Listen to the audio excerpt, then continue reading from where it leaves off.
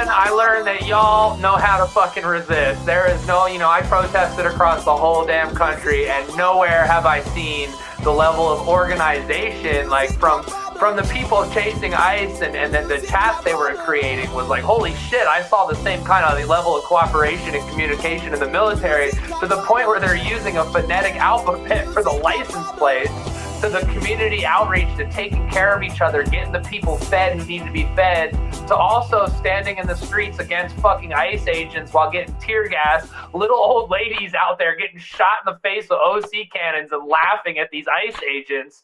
Like, it is just amazing how Minnesota resists. Welcome, everybody, to the Closer to the Edge podcast, the anti-sleep aid for anyone sick of political self-censoring and hushed tones on the left-wing podcast at a time when we need to be loud. So buckle the fuck up. Good and decent people out there, thank you for watching, for listening to Closer to the Edge podcast. Rook T. Winchester. I'm here. Well-learned co-host of mine. How are you, sir? I'm very well. Can you hear me all right? I can hear you all right. All right. Been up to the last week, Doug. Yeah, so I see the resistance growing, but things ain't looking good, man. Who are we kidding? It's time to fight back. It's time to, in every possible way we can, encourage the people to get out here, man, in these streets. We got something coming up on the 27th and 28th, I think it is. It might even be more than that. I'll make sure I put a graphic in there. Yeah, we got no Kings coming up here on March 28th. And I'd like to announce here, I guess in one of the first places, we're having National Fuck Ice Day on April 11th to protest outside your nearest concentration camp / detention facility / processing center, to show up at these places on April 11th and say fuck ICE. Outstanding.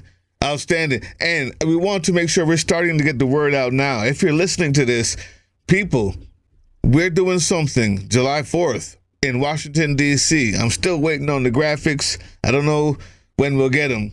But July 4th, I believe probably the whole week of July 4th, we're doing something down there. We're going into these offices. We're doing direct action. And we're also going to make it entertaining on other days. We got Robbie Road Steamer coming through. What are we looking at? A good home style wrestling match? Something like that? Something like that. We want to incorporate that Antifa, I guess, carnival atmosphere. We want to bring all the tools from the toolkit, including tactical frivolity. But like you said, going into Congress, 4 days of flair. Lots of congressional candidates.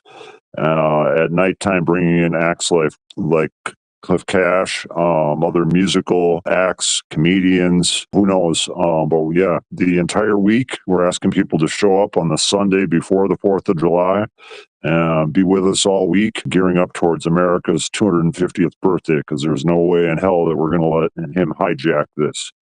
Period. Absolutely, period. So you guys are hearing it. Get your plans together. We have months. We have a few months to get plans together, to get your tickets together, get your family together, get your friends together. We want this to be the biggest period, not just because of who we're fighting, but also for what we're fighting for. The 250th birthday. Yep. They can't claim this place, man. This is our place, and so we get to celebrate it too in our way. Yep, and that's part of it. Is we're gonna go there and troll his, UFC fight, his Patriot games, his IndyCar race, whatever the hell he has set up for this summer. We're gonna take direct action, but also troll and make fun of his nonsense, and that's why Robbie is gonna bring in some wrestling, maybe some celebrities, and get into the ring. That's gonna be beautiful. Robbie's gonna be a big part of this. And yeah, we'll have our Antifa games. Perhaps we can have a dunk tank and maybe have some people dressed up like, Stephen Miller or Pete Hegseth or Donald Trump or J.D. Vance, and we can throw dildos to try to sink them in the dunk tank. I love it. All right. So, yeah. You know what? There is something else that happened this week. I got something fun. I got something fun. It's MAGA idiots falling in love with AI girls, and those AI girls are selling feet pics. Did I show you this one already? So let's show it again. AI girls selling feet pics, guys. Now, did this AI learn from Twig? Is that how the AI learned to do what it's doing? That's what happened. Just watch, guys. It's so stupid. It's so video game fucking stupid. It's hard to describe. America's most unwanted and founders of America's loneliness epidemic, MAGA men, may have actually found an obviously beautiful, sexy woman that has a career ahead of her, that has a future in front of her, and options before her to actually like them back. Donald Trump is in the Epstein files, all over them, 1,000,000 times. And the people who follow him, all of them have been accused, charged, arrested for diddling kiddlies. So it seems to me that when they actually have a woman who doesn't look a day under 17 and they like her, we should be celebrating that. And then you have the women who are brainwashed and stupid that don't mind dating men who smell like 25-day-old underwear and live in their mom's basement. Those women may exist too. The problem is there wouldn't be a loneliness epidemic if MAGA didn't exist, because no one likes you. Here we go. Especially not her.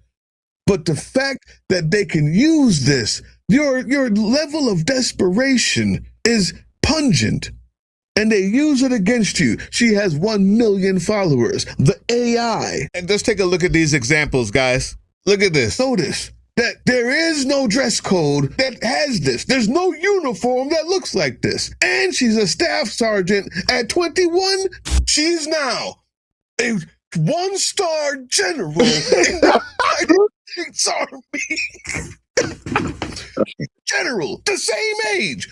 She was a staff sergeant a second ago, went straight past enlisted, right through college, graduated West Point, 1-star general in the Army.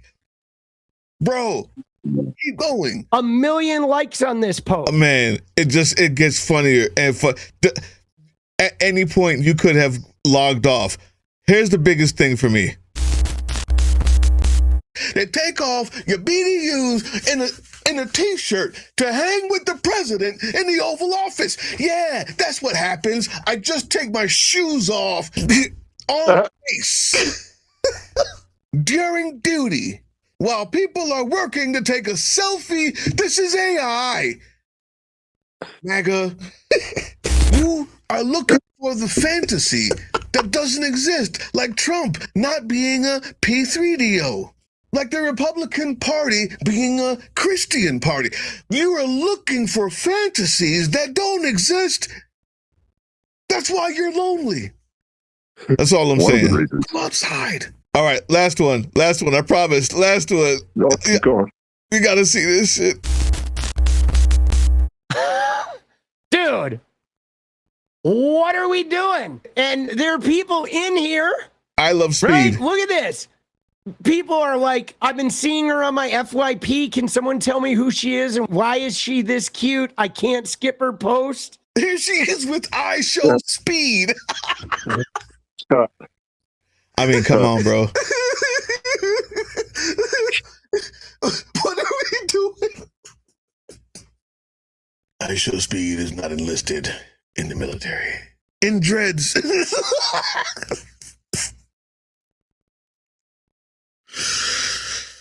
I couldn't take it.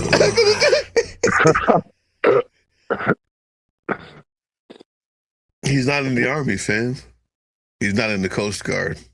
She doesn't He's exist. not in Space Force. He's I Show Speed. That's what he is. Your level of desperation has embarrassed the country. Yeah, I'll stop it there. It's good enough. That's fantastic. So we should get that AI as a guest, maybe. I think we need to.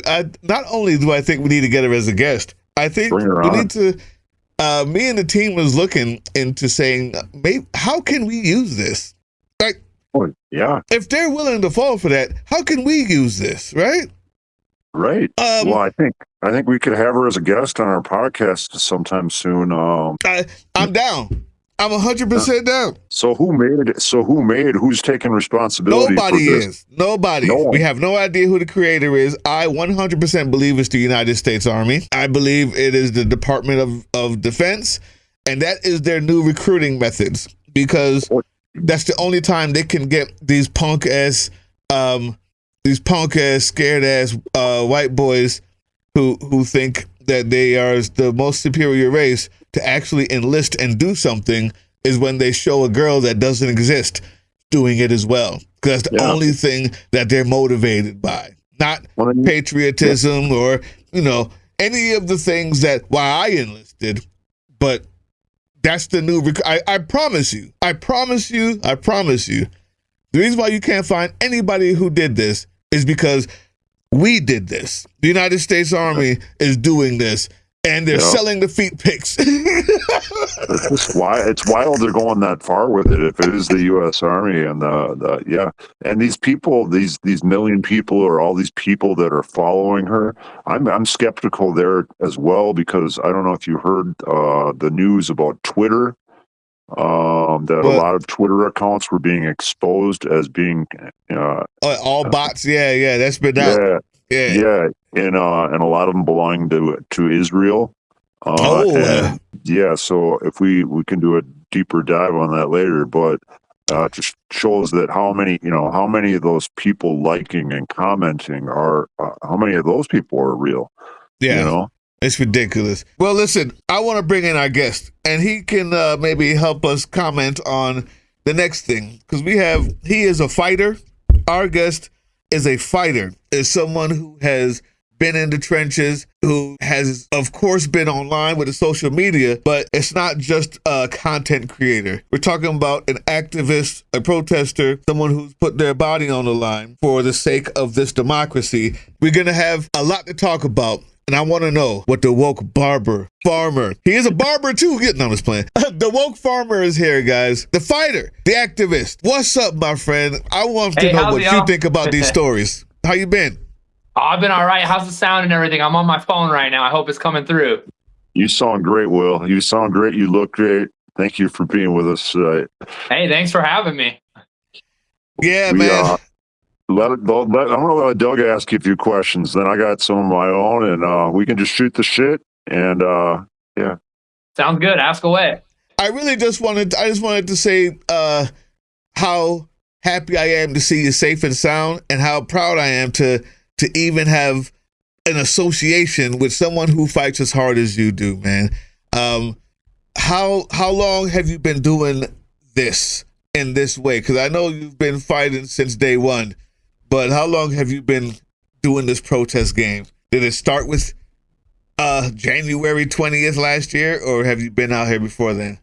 I'm going to be honest with you. Before all this, I was just trying to survive like everybody else. So I wasn't boots on the ground protesting until No Kings 2, to be honest. Like, I went to No Kings, I went to the larger protests, but I didn't really jump in, full force every single day of my life until No Kings 2, when I showed up in Washington, D.C., and a fire lit inside of me. I met, Jolly Good Ginger, U.S. Army overlord, the guys over at Remember Your Oath, and just, it started something inside of me I couldn't shut off, so I just kept going every single day. But no, I'm relatively new to the game of standing up against, fascism, of standing up for human rights. Wait, listen, that's what's up, man. I mean, it's not like we've had fascism in this way at our doorstep for a long time. This is pretty unique to Trump. I have a question for Will, but I'm wondering, maybe before I ask that question, if you could play that clip that I sent you, Doug. Yes. These trying times. You don't want a dick in these trying times. It might help you out. Oh man, it was. that makes them so fucking uncomfortable. Anybody who's going to become a police officer or an agent of that type is a person who wants to repress.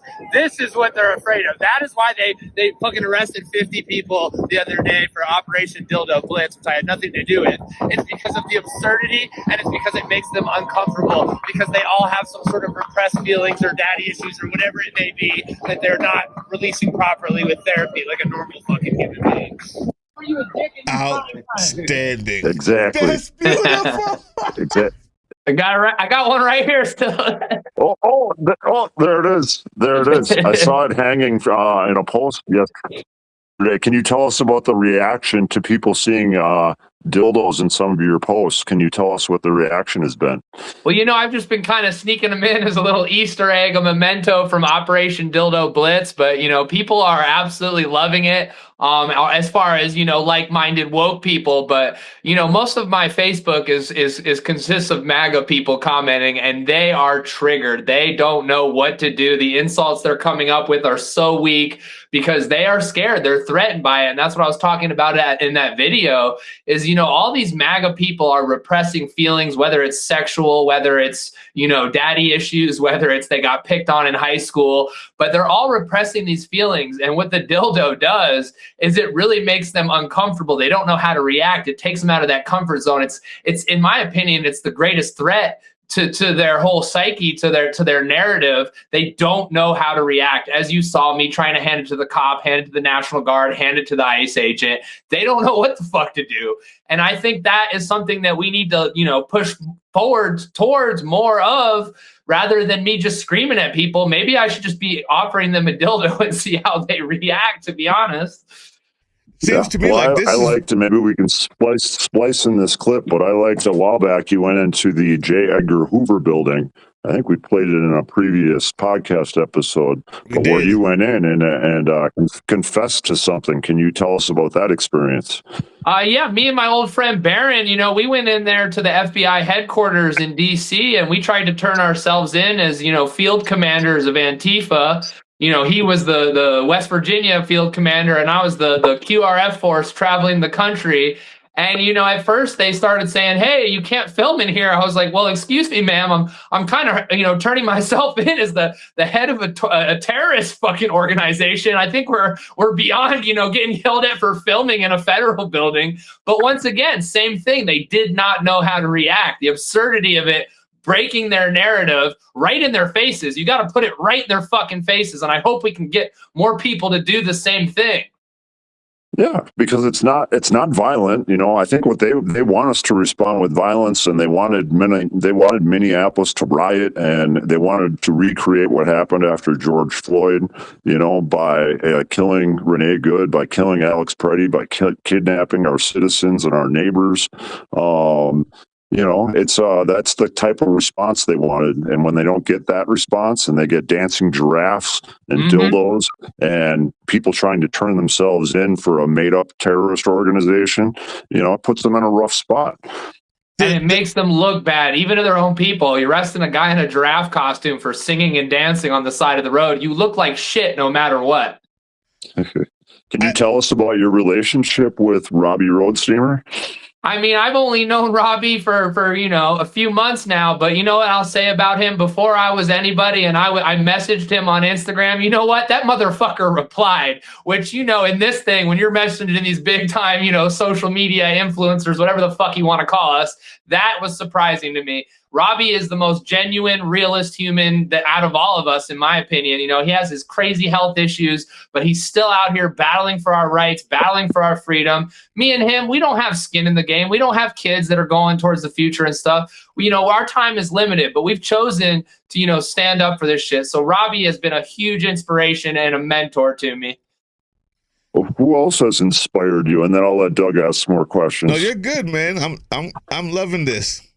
I mean, as far as inspiration, the main people have obviously been Robbie Roadsteamer, even Rook here, the guy who picked me up from the airport when I first arrived in Minnesota and took me straight to Whipple, took me straight to the, Renee Good monument. He had a flight at 4 a.m., but he spent his whole night taking me around, showing me what's what.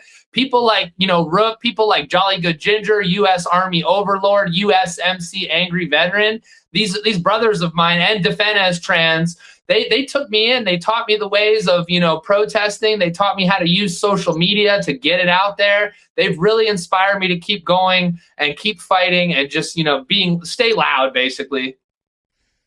So, I'll go ahead. Let me ask you quick. So, you're also a veteran as well, aren't you?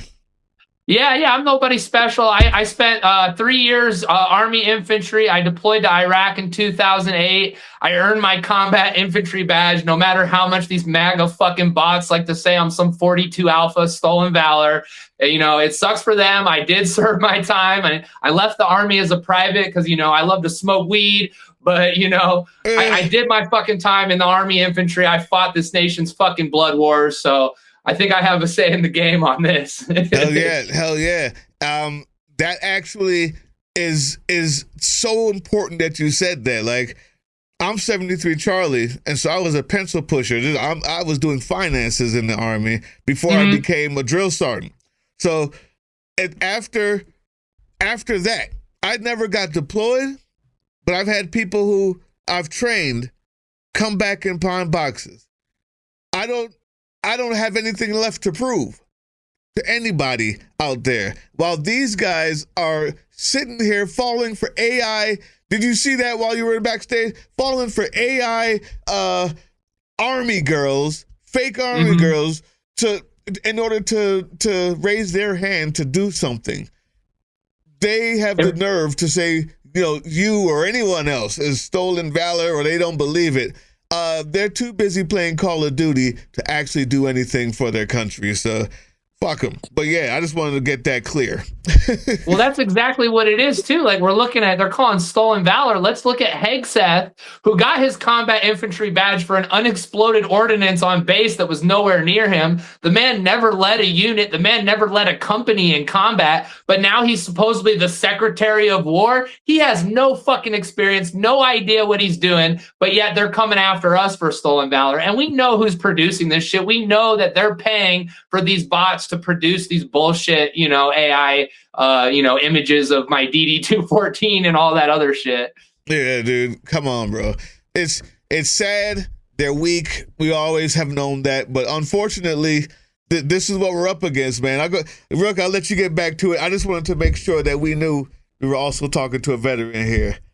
And thank you for your service. Absolutely. I'm glad that you brought that up. And with the stolen valor stuff, that's one of their go-to.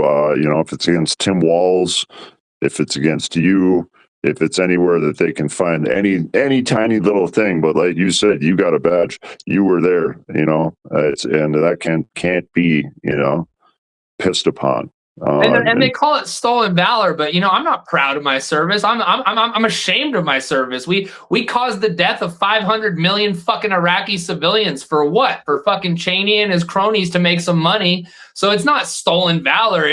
I only use the whole, a lot of my videos, I'm screaming, I'm a combat infantry veteran. That's just to show those ICE agents, hey, I'm somebody who did my time. I know what you're supposed to be. I know you're supposed to be a professional, and I know you're not. I know you're some fucking loser who can't afford his alimony check. So you signed up for a $50,000 bonus, didn't get any training, and now you're out here fucking picking on immigrants and citizens. Period. Yeah. Absolutely. They seem very, very desperate. I've had the misfortune of going into your comment section sometimes on some of your posts and just reading this, and like you said, these comebacks that they come back with, putting you like with Jolly or making homophobic, they're just telling on themselves, and it's not even like there's nothing wrong with being gay or any of that. So like, for them to try to use that as some weird, a weapon. It's weakness. It's wild. It's telling. Well, exactly. They made that one of me and Jolly, the Brokeback Mountain spinoff. You know what I did? I shared that on my Instagram. I was like, actually, that one's pretty good. I like it, and people loved it. It was hilarious. That's hilarious. Weak people, dumb people. As a matter of fact, less than weak. Dumb people really aren't funny. Like dumb people aren't witty. It takes a certain amount of, I can even say okay to guys who are, I know some dudes who are iffy. Like I wouldn't want them dating my daughter, right? But you know, they're smart guys. They're still funny. I still like to hang with them. These guys, these nobodies, these desperate, knuckle dragging, mountain dwelling assholes that fall in love with a red hat because they have nothing else going for them, and that gives them the confidence. That gives them this fake confidence. Like I'm with dummy. I'm with that winner. That makes me right. You can just tell. Like even their quips are bad. Even their quips are bad. They got nothing. They got nothing coming. Maybe we can splice in this video. I'll send it to you. And maybe we can splice it in. But there was this gal, and she went undercover to date MAGA men. Oh yes. And she reported back like everything. And she went to a lot of it wasn't just like a round of speed dating with MAGA men. She went deep into it. Let's watch this. Got in the cage with former UFC star turned podcaster Jake Shields to explore the manosphere and why exactly it's so popular. They speak liberal, they have liberal friends, and then they go online and they are a white supremacist. This is Vera Papasova. She spent the last year dating far-right men in New York City for a story this is for so unbelievable. Yep, this is They're it. the most insecure men I've ever sat down with. It was really difficult to have some of these dates because they were so insecure, because they don't really know who they are and they don't know how to figure that out. She said the men she dated got all their news and information from the so-called manosphere. They did not listen to anything else. They're only listening to independent media, and they're only listening to men talking to men. The manosphere is made up of macho podcasters and influencers. There's no such thing as an independent female. Most women have zero concept of like money. Females don't have independent thought. It's a space where UFC fighters are among those who reign supreme. They love the UFC guys. They love the MMA guys because those guys do what they can. They're modern gladiators. They're badass. Badass like Jake Shields, a former UFC star turned podcaster. Sorry. Now I'm starting to feel nervous. Thanks for having us. All right, I definitely got to talk about this. The idea of who's badass, who's not. What does that mean? And I like to hear that coming from somebody who is actually a fighter, but I'm going to let it play because I don't want to go too much. Who I met at an MMA gym in Las Vegas. All right, let's see. Which is the highest of highs to retirement. And I guess the podcast has helped. You could fall into depression if you just go from the most amazing career where you're famous and spotlights to all of a sudden you're a nobody. Sure. Like other podcasters in the manosphere, Jake regularly hosts controversial guests. And I named the podcast Fighting Back. I feel like we have to fight back what we're told we're allowed to do. I just don't like to be told you're not allowed to talk to this person. Like, why can't I talk to him? I'm not saying I agree with his ideology, but I should hear what he has to say. Hold on, He's guys. hosted the former Grand Wizard of the Ku Klux Klan. They have a very yeah, Ku Klux Klan. I know you're controversial, but I have no idea how controversial. And Thomas Russo, the leader of the white supremacist group Patriot Front.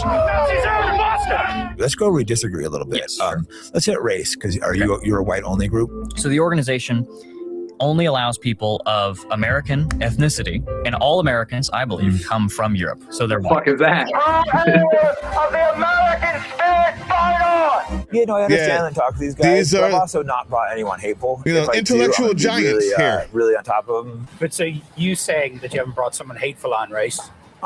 People say, well, you brought on the Grand Wizard of the KKK, you brought on Patriot Front. Yeah. They're hateful. No, I think those are excellent questions, but if people go and watch the actual interviews, I think they would be like, oh, this guy's not near as hateful as if I expect it. But Vera says hate isn't what the men she dated were really looking for. One of these guys brought me to a political meeting. And did they talk about politics? Barely. They talked about, it was a bunch of men complaining about girlfriends and wives, regurgitating Andrew Tate type of advice about how to train your girlfriend, how to train your wife to be submissive. And so this group was supposed to be a political group, but they're talking about relationship problems. And the fact that that's what most of the time was spent on, You don't need to be a neo-Nazi. You need therapy. The appeal of Jake's podcast speak. That's what you just saw. I'd like to hear the response. I will be right here behind the scene. It's scary, to be honest. Like, I think toxic masculinity is the greatest problem, in America right now, as we're seeing it's growing at an alarming rate. And the real problem lies in our education system. We know that 54% of adults have the reading comprehension level lower than that of a sixth grader, with 21% of them being completely fucking illiterate. These are grown fucking adults. And that is what we're seeing. We're seeing a lack of education. We're seeing a lack of, emotional maturity. And it's resulting in these grown men having the mentality of small fucking children in the fucking playground.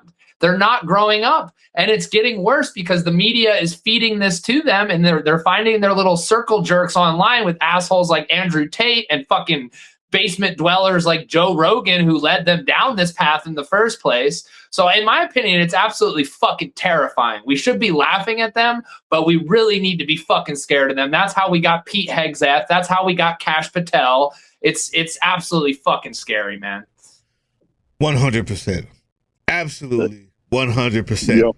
And this excuse that, well, I should be able to talk to anyone and platform anyone and not have to take any, and for him to say, well, and I think if you watch the interview, you'd say he's not as hateful as I thought he was going to be. Dude, he's the Grant.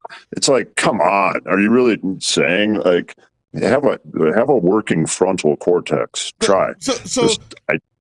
I want to know. So here's the thing. This is what I mean. This guy who's been getting punched in the head for 10 years straight, that was his job. And I'm not saying his job isn't hard, being in UFC, but that was his job. We have now been able to have someone like him tell us who is hateful and who's not. The only thing you should be doing is training UFC fighters. That's it. You shouldn't be talking about, if whatever it is you're talking about, it should be taken with the same grain of salt as me talking about figure skating. Period. Exactly. That's it. I'm not saying I can't talk about it, but for you to look at me and say, this guy who's 200 and goddamn 90 fucking pounds, I don't know. Look at me. I'm not a figure skater, and there's nothing I know about it that you can't figure out on your own, right? Like, well, it's the equivalent of them talking about heart surgery, Like, I mean, come on, bro.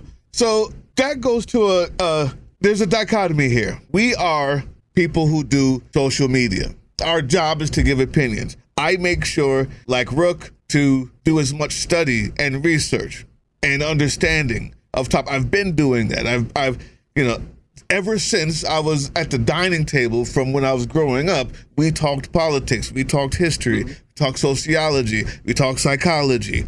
And I make sure that when I'm on here, on my show, here we just shoot shit a lot, that I know what I'm talking about. But there's no guardrail. How do you prepare as a person who's now informing others to know that you're not just a cult of personality? Everybody loves DawokeFarmer. They love the beard. Hey, he's a vet.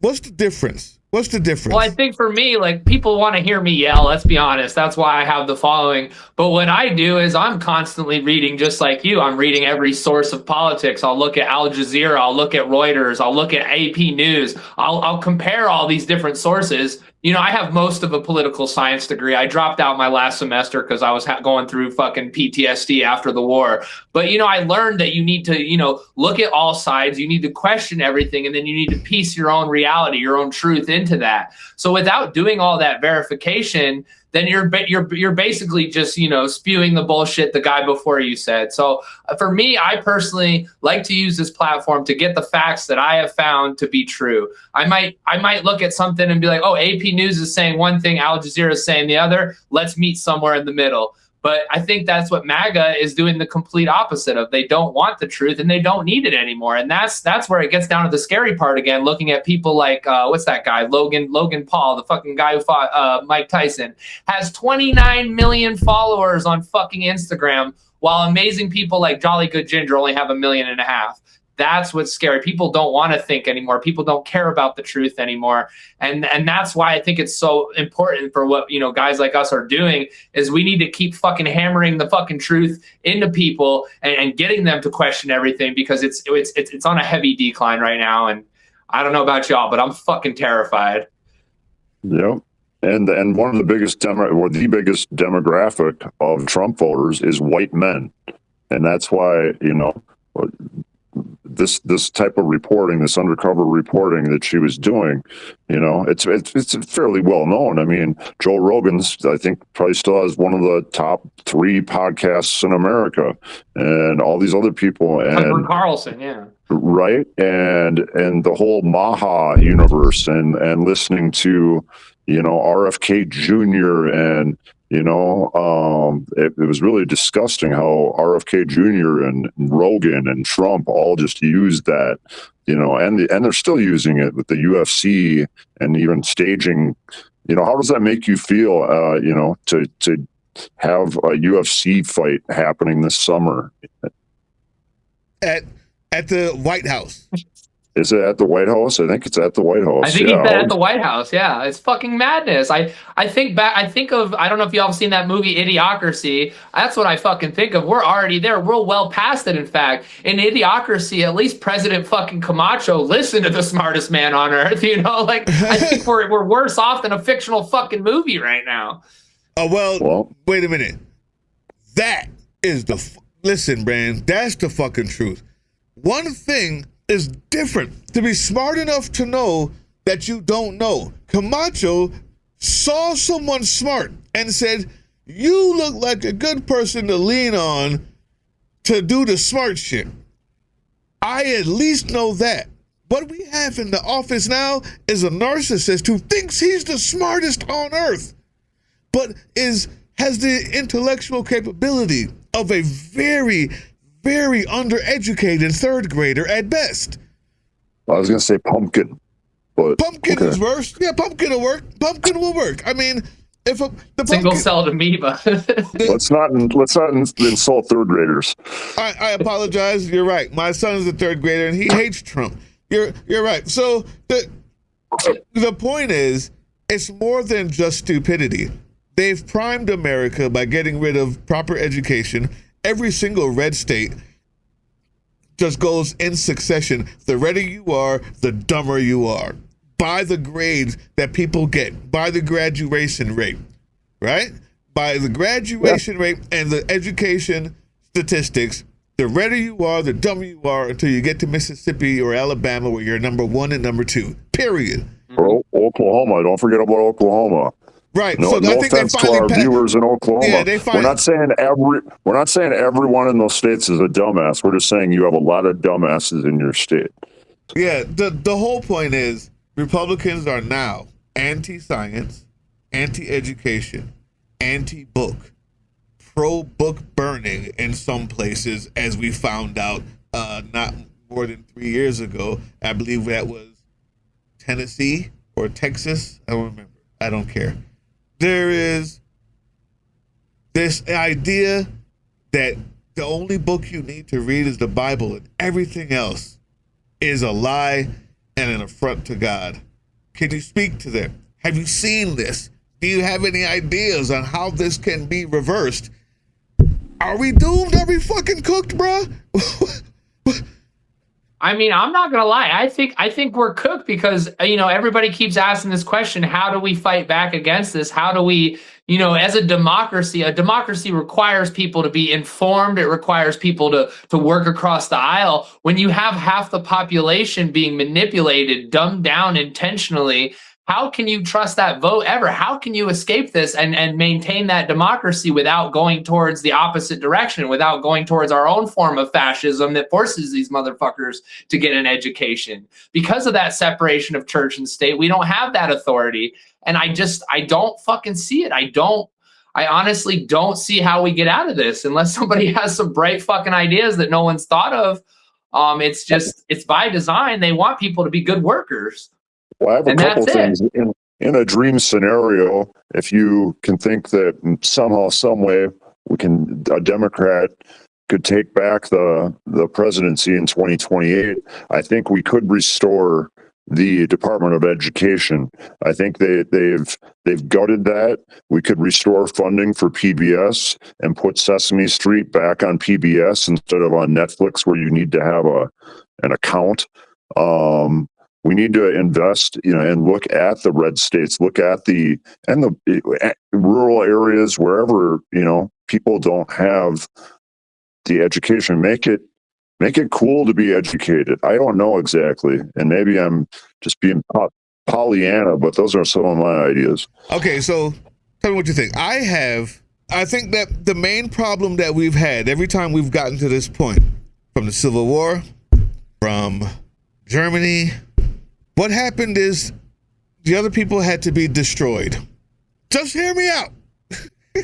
Before you get mad, liberals, everybody else, the other people had to be destroyed to the point where they could no longer force their will.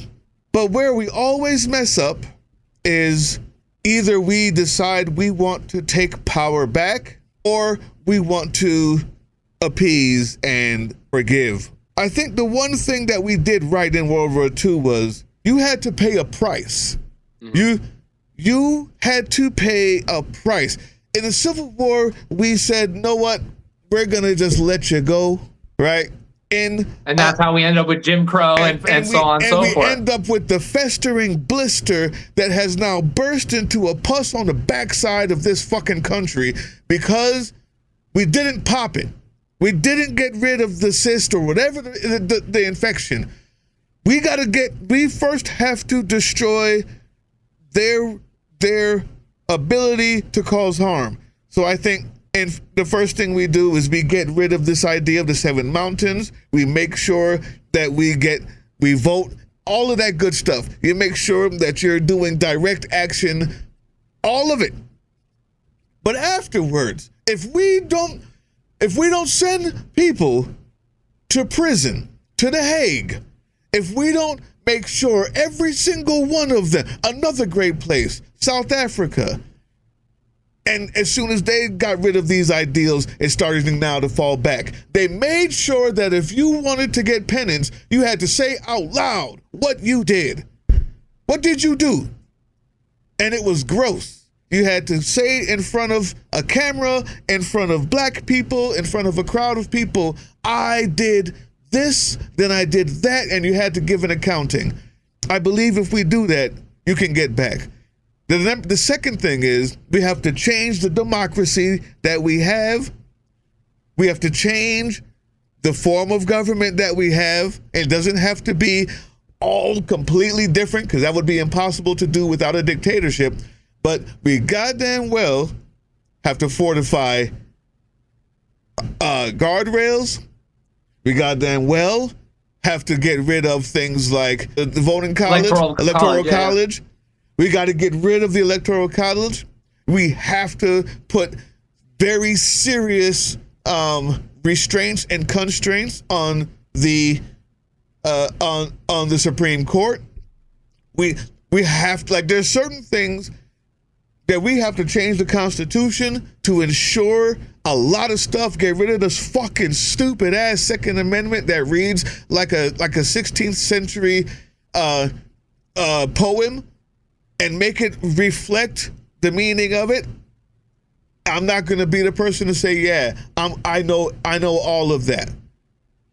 But damn it, we know the democracy we have has broken. We found its breaking point. If we don't change that, if we do everything else right, elect a new person, put everyone else on trial, show that we've done the work, get back to education, Department of Education, but don't change the system, we're going to be back here in another 50 years or faster. And that's the hard part, is even getting there. Can we get people excited enough to actually vote? What is it, like only what, 2/3 of the country actually vote, or is it even less than that, if I'm not mistaken, in the last election? Yeah. What was it, 70? Well, and that's where maybe we can do some things, and this leads me to my next question for Will, but if yeah, you I'll guys get know, off my soapbox. No. But Minnesota leads the nation in voter turnout every election, and it's because we have certain rules. And I think sharing some of those ideas with other states. We have same day voting in Minnesota.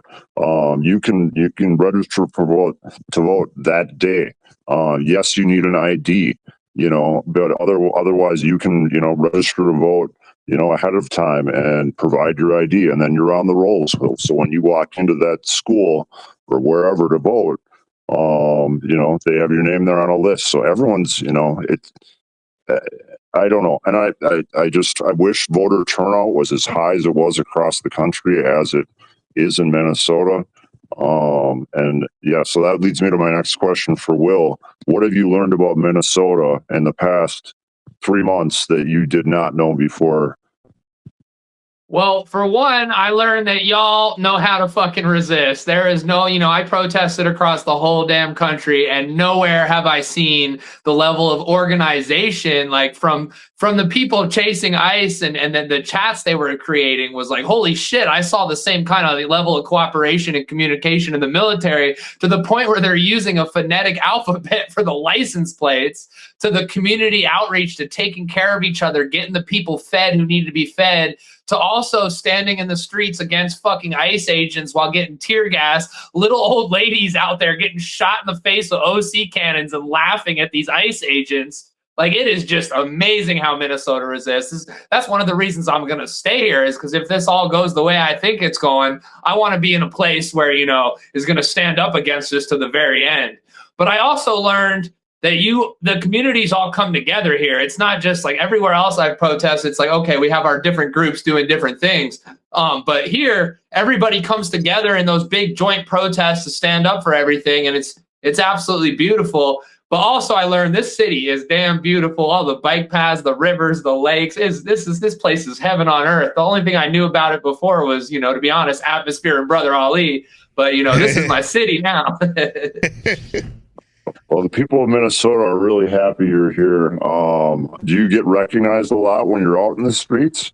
Yeah, it's become a bit of a hassle, to be honest. I can't walk a fucking block without someone coming up wanting to give me a hug, which is amazing, but it is a lot to adjust to and to learn to live with. You're a superstar, man. You're a superstar now. Yeah, over here, a celebrity. I'm like, what the hell? Which, I've had across the country, because I started in DC. I had a pretty big platform. I had like almost 300,000 followers before they axed my original account, but it was never to the level it is here. Like I've had people pull their cars over on the street, run across the street, run up to give me a hug. It's beautiful, but it's a lot to learn to live with. Do you ever think about just shaving off the beard and then you could be just totally incognito? How long have you had the beard? The beard's been on and off my whole life, but I have thought about, if I do need to, I shave this beard off, I change my clothes, nobody's gonna fucking recognize me. That's true. Because I have no idea what you look like without the beard, and I know that it'll be completely different. I mean, I've seen people. I'll look 10 years younger, that's for sure. Everything changes. Okay, so I'm going to make a statement. You don't have to respond, but it's leading to something else.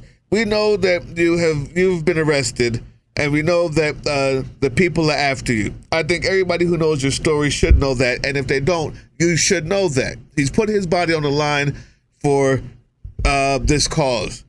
Now, the most recent one, we don't have to go all into it. It's still happening. But there was even a time before that. Many of you found out only after the Don Lemon situation, the church situation, and all of that stuff going on. That was gigantic. But that has happened to be the most recent. And if you don't know what I'm talking about, I advise that you look it up. I just don't want to put him in a place where he has to speak on something that is ongoing. But look up Don Lemon, look up the church, and find out. That is serious on many fronts. But it wasn't the first time. The first time, or was it the first time? I don't know if even this one I'm about to talk about is the first time, when you were detained in D.C., I believe, for once again speaking freely in a country where we're supposed to have free speech. Can you talk about that time? Or is it still? Yeah, so I was outside the White House. It was back in December. Donald Trump was having a Christmas reception. So, anybody going into that Christmas reception, I consider them a traitor to the Republic, a traitor to the Constitution. If you're still supporting Donald Trump at this point, you are supporting the violation of the Constitution. We know it. They do it every single day. This war in Iran's just another example. He's talking about going to war with Cuba now. This motherfucker is a traitor to the people. So if you're going into that White House, you're a fucking traitor too. So all I did was I was out on the sidewalk, you know, as the people walked in, telling them how it is, telling them that they're violating the Constitution, yelling at them, scolding them for their bad decisions, telling them of their betrayals. And as they walked away, I would yell, "Fuck you, Nazi." Once I, you know, discovered that once I thought that they were at a safe enough distance, I yelled, "Fuck you, Nazi." That way I'm not screaming in their faces. So, you know, a guy comes up to me and starts yelling at me. So I fucking yell back at him. And next thing you know, the freaking Secret Service, who I had told I was there on a First Amendment protest, practicing my rights, so that I was going to get loud, that I was going to be cursing. And I also, you know, I'm going to be honest, I trolled that Secret Service agent for about an hour, asking him how Donnie's diapers smell and things like that. Like, he was pissed off. He did not like me. So he fucking came up and illegally arrested me. So now I'm having to fight this court case, you know, facing disorderly conduct for causing fear. The guy they're claiming that I was causing fear, he was about 6'6" and fucking 200 something pounds. Like, he could have mopped me easy. Like, I'm 160 pounds right now. He could have blown me away. And he's coming at me with his arms wide open, and I'm supposedly causing him fear. So no, it was just political persecution. And now they're continuing to push the charges. I have a trial next month. I'm going to be flying out to DC for. I hired one of the best lawyers for, you know, First Amendment protest cases in Washington, D.C. We are going to fight this all the way to the Supreme Court if we have to, because the First Amendment doesn't say, the First Amendment says Congress shall make no law that infringes freedom of speech. It doesn't say, it doesn't have any exceptions for that. And I know there's been laws passed that say that, okay, the exception is if you're making threats. I wasn't making any threats. By saying "fuck you, Nazi" is not a threat. I'm not, you know, I'm not saying, "Hey, I'm going to fucking fight you," or "Hey, I'm going to kill you." No, nothing like that. I was practicing my First Amendment right, and they freaking the Secret Service just took me down. Well, it's because they were pissed because you were trolling them. But exactly. It's a very important to say that part, and I'm going to say why. Because it's not illegal to troll them, America. Despite what police officers on TikTok, that I'm about to go in on this one stupid motherfucker, I swear to God. He's in there, "I just wouldn't talk back to the police. I'm a police officer and I would never talk back to the police." Well, that's because you're a slave. The fuck you talking about? We have the right to talk back to the police. You have the right to call them a dickhead. You have the right to say, "Fuck you. You look like a dickhead. You look like Donald Trump's shrunken mushroom with that stupid hat you got on." And you can do whatever you want. You have the right to say that their pussy smells like 10-day-old fish and they're a man. You have the right to say that. They do not have the right to arrest you because they're upset. It doesn't matter. And that's exactly what they did. Yep. Well, they do it to Robbie. You know, they do it to especially like they had Robbie sitting in the back of a squad car saying, "Well, we don't know what crime we're going to charge you with yet, but we'll figure one out." You know, they're going after people like Will, people like Robbie. You know, it's one thing if you're throwing rocks at people and hitting them in the head. You know, of course you're going to get in trouble. You know, like, yeah, I'm not going to feel sorry for you when you're sitting in cuffs, you know, but you do it the right way. That's how you make a difference. You do it the wrong way, you give them what they want. And that's my thing. I've always been pushing this, you know, for the First Amendment. I've been, you know, I have pushed it to the limits. I have traveled the country and I've dealt with police across the country who are trying to tell me they're going to arrest me for disorderly conduct. And I told them to go fuck themselves because I know my rights. And every single one of them has backed off except for the Secret Service agent and these fucking 50 fucking asshole goons who chased me down at Whipple the other week in January. Oh my God. What? Oh, that's right. I forgot about that. Can you tell us more? Can you tell us more about that? So that one was, you know, pretty much the same as Robbie. I was on the side of the street and I was, you know, I wasn't singing and dancing like he did, but I was yelling at them, you know, talking trash, trolling them. And all of a sudden they have their little, you know, Department of Homeland Security car on the other side of the fence with the big megaphones. And they say, "We have you identified. If you don't get out of the street now, we will arrest you." And so all I did was drop my flag, turn around, put my hands behind my back and yell, "Arrest me, daddy." And then I walked out of the street. 5 minutes later, all those 50 fucking goons, DHS and ICE agents line up And, you know, back then they were pushing, when we pushed forward, they would come up, they would arrest a couple people, they would push us back with tear gas. But this time they didn't do that. All 50 of these motherfuckers sprinted after me. So what did I do? I fucking ran. Fuck these assholes. I know my rights. And I fucking sprinted. I must have made it a mile before, you know, I think there was 3 of them barely keeping up. And I made the mistake of running to some lady's minivan because I was scared. I was no longer in front of all the cameras and the crowds. I thought these motherfuckers were going to beat my ass. I don't know what they're going to do. I'm out of sight now. And so I jump into her minivan, and before I even turn around, they're running up with a pistol right in her face, just like fucking Renee Good. So I immediately fucking surrender myself. I'm like, I'm not trying to get this poor woman hurt. I get out of the vehicle, and you know what? They fucking violently drop me on the fucking ground, shove my face in the fucking asphalt, oh my God, put a knee on the back of my fucking neck, even though that's a felony in fucking Minnesota. And then fucking, they won't even have the dignity to drag me back through the crowd. No, they fucking force me into a fucking minivan and drive me into Whipple. And then they put me in a fucking cell with 4 or 5 other peaceful protesters who were being fucking persecuted the same way. One of them had been sprayed with fucking OC spray. So we're in this cell for hours just coughing on the fucking fumes. Fucking no rights read. No, they fucking gave us cheek swabs, which is a violation of the Constitution. No rights read the whole time. Finally, they bring me up to DHS, give me a little citation for blocking access to a federal facility, which I never did, as all the video footage proves. I didn't stop a single car from traveling. I did stand on the side of the road, and then let me go. Never mailed me the charges, never even fucking charged me because they knew they have no case. They can't. And if they did it's charge persecution, that's it. If they charged you, then so they dropped those charges. It said that charges will be mailed within 60 days. Nothing's come so far. I have a legal team that's contacted them. There's been nothing, nothing pushed forward. No, listen, Rook. If they charge them, then they have to go into what's called discovery, right? Yeah. So they never mean to charge you. The whole point is, even when they got if they can find a way to make $1 off you and put you in a camp for a little bit, that's fine. But the point is to not charge you with anything, just to hurt you enough and to scare you enough, but then not have anything beyond the record, so that the process is the punishment. It's intimidation. Is all it is. That's it. Yeah, it's about the detainment, not the conviction. Yeah. They don't care about if you're convicted or not. They want to take you out. They want to take you off the streets protesting. They want to get you out of there. They want to put you in a camp.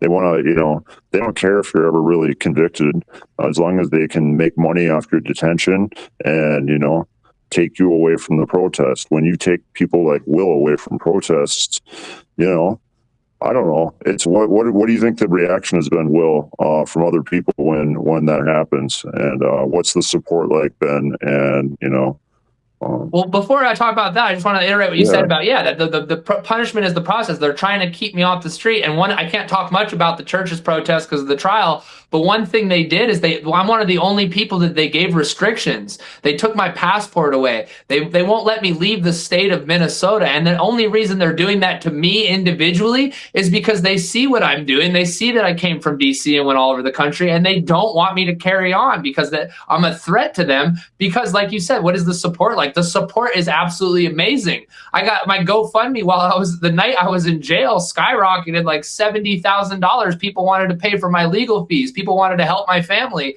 all because of a peaceful protest, because they knew that I'm on the right side of humanity. And that is what these motherfuckers fear, because they're afraid that I'm a cis white male combat veteran who's encouraging other veterans and people like me to stand up for Black people, to stand up for Latino people, to stand up for trans people. And that is a threat to their narrative. And they're afraid that I'm going to keep encouraging people to do the same. And speaking of family, your wife is here with you now that you've moved here. She wasn't with you when you first came to Minnesota. Can you talk about what I think your wife's been there through a lot of this with you? I just want to give you an opportunity to talk about her and how amazing she is. Well, yeah, my wife has been with me the whole time. And, despite her not being, into it like I am, not having the passion that I have, she continuously has been so supportive. And, she came to that church protest with me, and now she's facing the same persecution, the same risk of, one of these charges holds a max penalty of 10 years in federal fucking prison. So she's put it all on the line, too. despite, you know, not being as, not having the fire inside of her that I do. She still wants to stand up for humanity. She still came along for the ride, and she's paying for it just as much as I am. And she's been the only reason that I can continue to do this. She's been the one keeping me propped up, keeping us, taking care of me, basically, because I've been so freaking into this. It's become like an addiction almost, that without her, I could not have been doing this, to be honest. Outstanding. And we all have to lean on each other. We are not islands. And no matter what the other side is telling you, there's no such thing as a man making it on his own, striking out on his own. All of that shit is bullshit. No such thing as any of that. What it is if we don't define ourselves by our community, our friends, and our associations, our socialization, we'll end up here every time. We've been too single-minded. We've been too selfish. We've been thinking about money, not wealth, as in what we have and what we need from each other, and being a community. And I think that the sooner we get away from that way of thinking, the better. So you're 100% right with your wife, but I just wanted to broaden it out before we leave here today. Everybody needs to understand we need each other. We need you there. Yeah. We need DawokeFarmer and DawokeBarber. We need we need Rook. We need you there. We need you there in DC on the 4th and the Sunday before the 4th coming up. We need you. We need you there on the 28th. I need you there with me, Drill Sarge. We need Drill Sarge, and we need Robbie. We need Jolly Good Ginger. We need. There's so many people. And if I kept going, I'm still going to miss a million people. But we need. We're going to go to DC. We're gonna gather there for the week leading up. If you can make it this month, the 25th, 26th, 27th, 28th, I think it is, or something like that, or 26, 7. I don't know. I'll make sure I have the flyer here. When I edit it, it'll go up. We need you guys. This is growing, and to be honest with you, it needs to get so big that it cannot be stopped. What comes after, we can decide together. But I don't believe that we're cooked. I do believe that the longer we wait to fight back, the harder it will be. But we're going to end up fighting back, because authoritarianism has never worked, has never prospered, has never lasted longer than the leader. And that leader People always overcome. So how fast we do that is up to us. Exactly. So get out for No King's Day on March 28th. Get out for National Fuck Ice Day on April 11th. Come to DC for the 4th of July for America's 250th birthday party. And get out there every day and support your community and support your friends. Cue the Bill Withers music, Lean on Me, like you're talking about. We got to lean on each other, whether it's your wife, your friend, your neighbor. We got to lean on one another and not, isolate like these MAGA men falling for AI feed pics. Let's get out there together. If you're gonna buy and that's what's beautiful about everything. Trump, the one good thing about the Trump administration is this community. The community is getting rebuilt. It's like a civil rights renaissance we're having. People are finally waking the fuck up. Especially white people are stopping being complacent. I voted for Obama, I did my part. No, motherfucker, we need to do more. And we're starting to see that around the country, and all the pieces are falling together. And in the end, we will fucking overcome, because the people always do. We hold the fucking power. We just got to remind them. White people, you guys are doing great, man. I'll let you know. I'm letting you know. I'm not the only one to say this. Our community, I choose to go out there and be out there as much as I can. And there's certain things I can't do because I know what the reaction would be, and it's not good for me as an immigrant and as a black person. So, but I'm still out there, but that's my choice. Black people have decided wholeheartedly, we're not doing it. We're not doing it. It's your turn.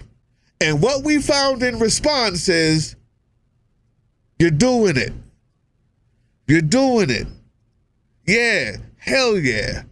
I'm proud to see the woke farmers, the rooks. I'm proud to see the white women out there putting their bodies on the line, white men putting their bodies on the line, accounting for misogyny, accounting for the racism, accounting for this place. I am excited to see it. So if no black persons that have told you, we see you. We see you. We see this. And it's exactly what we were hoping for. It's appreciated. We see you. Keep it up. I'm, of course, going to stay in the fight. But I just wanted to say that. I don't know if anybody needed to hear that, but I wanted to say that, man. It never hurts. Right. Yeah, that's it, man. I'm out of here. Thank you so much. The Woke Farmer. Will, thank you so much. Rick, I'll let you say the last piece, man. You guys have had such a storied time together in the past few months, man. I just love the fact that I get to meet someone like you, my friend. I appreciate you being here. Hey, thanks for having me. It's been great. Yeah, well, we hope you'll come back in a future podcast episode. And we hope you had fun. And it's been a joy personally to get to know you over these past 9 weeks and to see what you've done. Really proud of you, and want to keep following your story. So, if you want to help Will, go follow him on Instagram. And I don't know, Will, how else can people help you? I know you're all about helping other people, but if we want to get you up to Joe Rogan numbers, then where can people find you? Mainly Instagram, DawokeFarmer 3. I think Facebook, I'm DawokeFarmer 2. And I'm also Substack, DawokeFarmer 2. But yeah, main thing for me is not about, growing my numbers. It's I just want to encourage y'all, anybody listening, to not give up hope, to get off your couch, to do more, form a community, talk with your friends, form a group that does community outreach, whatever you can do. Find your part in this resistance, find your part in this revolution, because everybody does it. Everybody resists a little bit differently, but we need every part of it to all come together for something greater. So don't lose hope. Keep up the fucking good work, people. And with that being said, power to the people. All power to the people. All power to the people.